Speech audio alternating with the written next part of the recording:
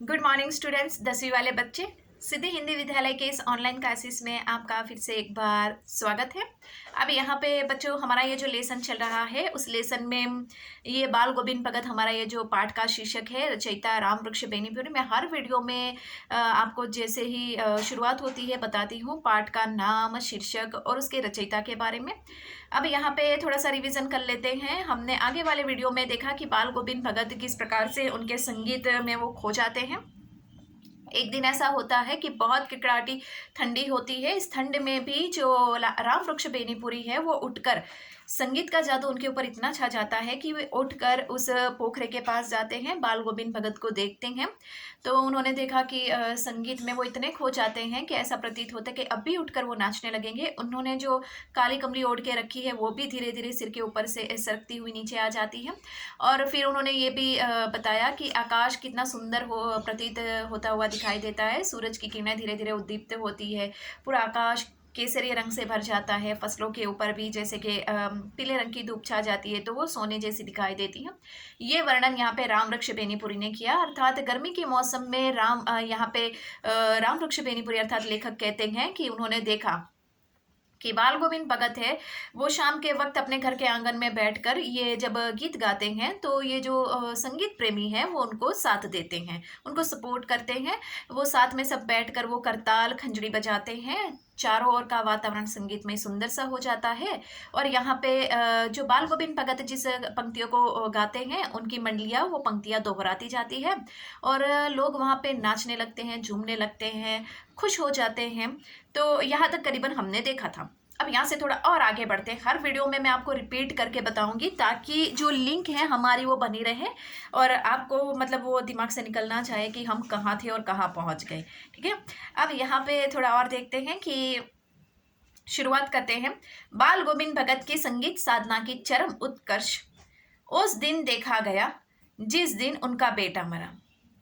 एक लौता बेटा था, कुछ सुस्त और बुदा सा था, किंतु इसी कारण बाल गोविंद भगत उसे और भी मानते।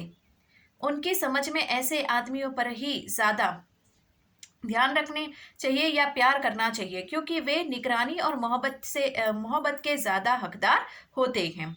बड़ी साध से उनकी शादी कराई थी। पोतहू बड़ी ही सुभग और सुशील मिली थी जो कि पूरी प्रबंधिका बनकर भगत को बहुत कुछ दुनियादारी से निवृत्त कर दिया था। उसने उनका बेटा बीमार है, इसकी खबर रखने की लोगों को कहाँ फुर्सत, किंतु मौत को अपनी और सबका ध्यान खींच कर ही रखती है। हमने सुना बाल गोविंद भगत का बेटा मर गया। कुतूहलवश यानी आश्चर्यचकित उनके घर गया, देखकर दंग रह गया। बेटे के आंगन में एक चटाई पर लिटाकर एक सफेद कपड़े से ढाक रखा है। वह कुछ फूल तो हमेशा ही रोपते रहते, उन फूलों में से कुछ तोड़कर उस पर बिखेर दिए हैं। फूल और तुलसी दल भी। सिराने पर एक चिराग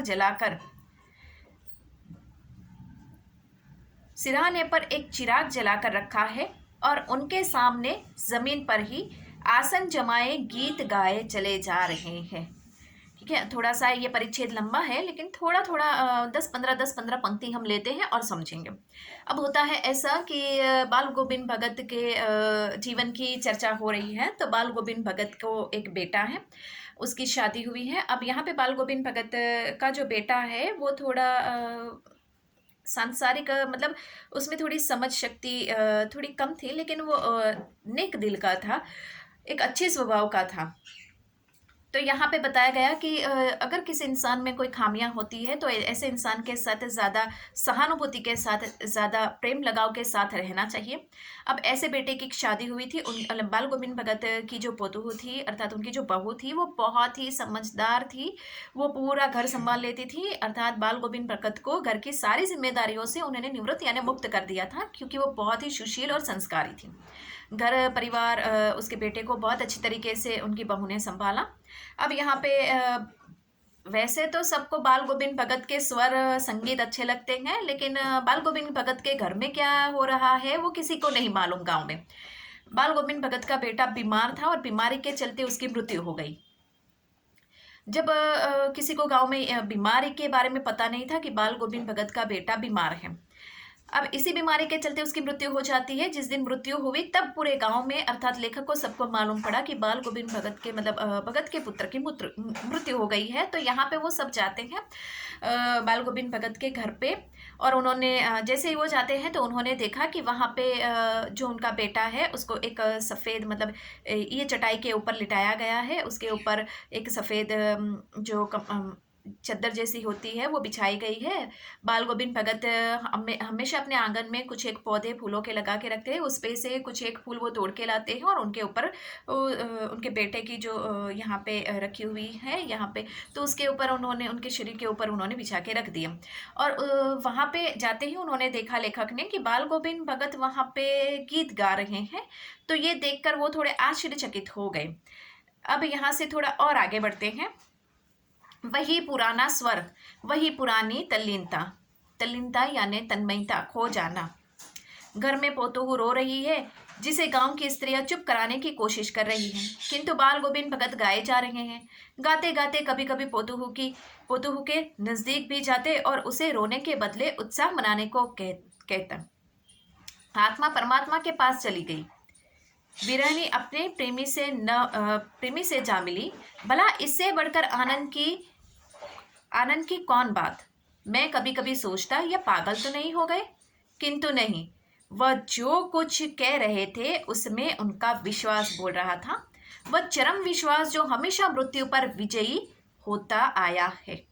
अब यहाँ पे लेखक को ये सब देखकर थोड़ा अजीब प्रतीत होता था। उन्होंने यहाँ पे कहा ना, पाठ में हमने बताया कि पागल तो नहीं हो गए, मतलब बाल गोविंद भगत के बारे में। क्यों? क्योंकि बाल गोविंद भगत क्या कर रहे थे कि वो तो बेटे की मृत्यु हुई है और कोई इंसान टूटता नहीं है, यहाँ पे उनकी जो क्रिया है गीत गाने की, संगीत गाने की चल रही है।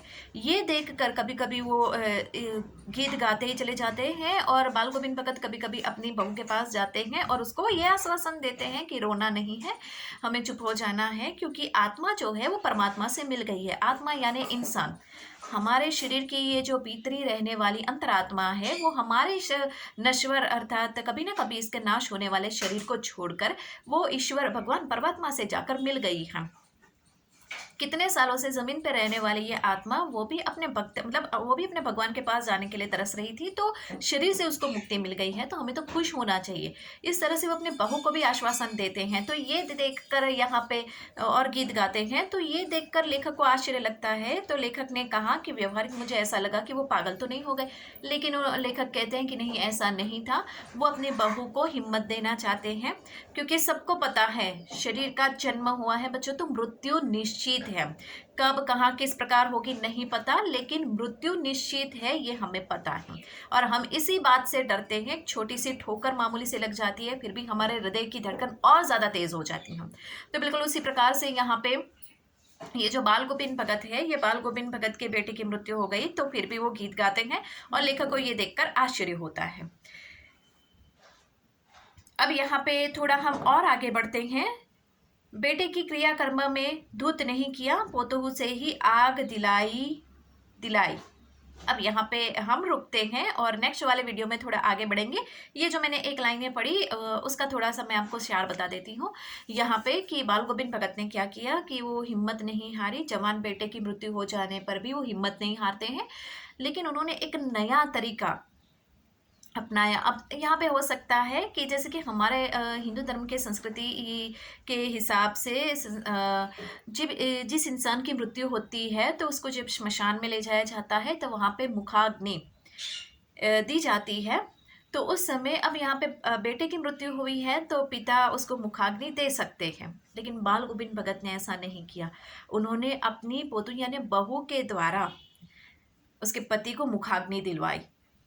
तो ये थोड़ी बात यहाँ पे अलग है। अलग यानी कि उनका ये सोचना है कि मुखाग्नि के ऊपर बहू के ज़्यादा अधिकार हैं, क्योंकि एक अब यहाँ पे उनका जो बेटा था उसका यहाँ पे उसकी थोड़ी मतलब मानसिक स्थिति थोड़ी ठीक नहीं थी।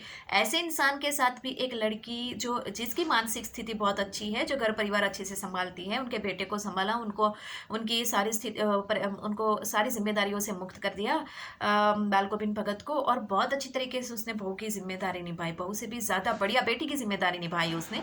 तो बाल गोविंद भगत को ऐसा लगता है कि वही सही मायने में देखा जाए तो मुखाग्नि की हकदार है, तो उन्होंने बहू के हाथों ही मुखाग्नि दिलवाई। अब यहाँ पे हम लोग बच्चों रुकते हैं और नेक्स्ट वाले वीडियो में थोड़ा सा ये लेसन बाकी है, उसकी हम चर्चा करेंगे, पार्ट को ख़त्म करेंगे और प्रश्नोत्तर की चर्चा करेंगे। Thank you.